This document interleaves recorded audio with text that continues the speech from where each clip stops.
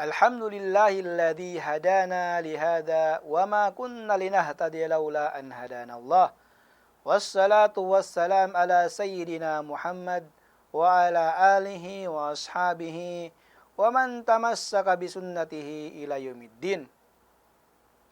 Lahat ng papuri ay para kay Allah lamang, nawayang kapayapaan at pagpapala ay mapasahuling sugo na sa Propeta Muhammad sallallahu alaihi wasallam, sa kanyang sahaba, sa kanyang pamilya at sa lahat ng sumunod sa kanya.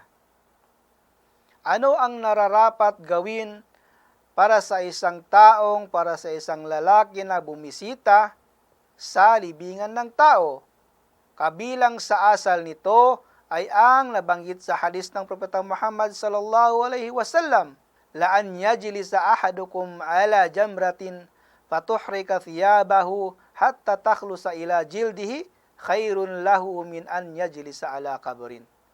Sinabi ng sugo ng Allah subhanahu wa ta'ala, ang pag-upo ng isa sa inyo sa baga ng apoy na nasusunog ang kanyang damit hanggang sa ito ay umabot sa kanyang balat ay mas mainam para sa kanya kaysa sa umupo sa taas ng libingan.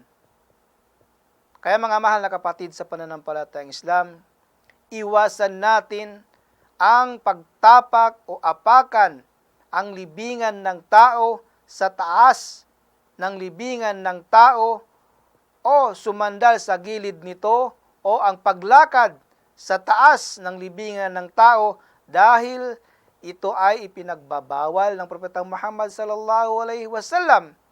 Kaya kapag ang isang lalaki gustong bumisita sa libingan ng kahit sinuman, ay huwag niyang gawin ang mga gawain na ito. Ang paggalang sa taong namatay ay katulad ng paggalang nang siya ay nabubuhay pa.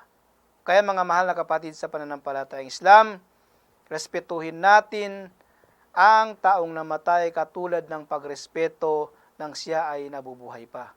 Wabillahi taufiq wal hidayah. Assalamu alaikum warahmatullahi wabarakatuh.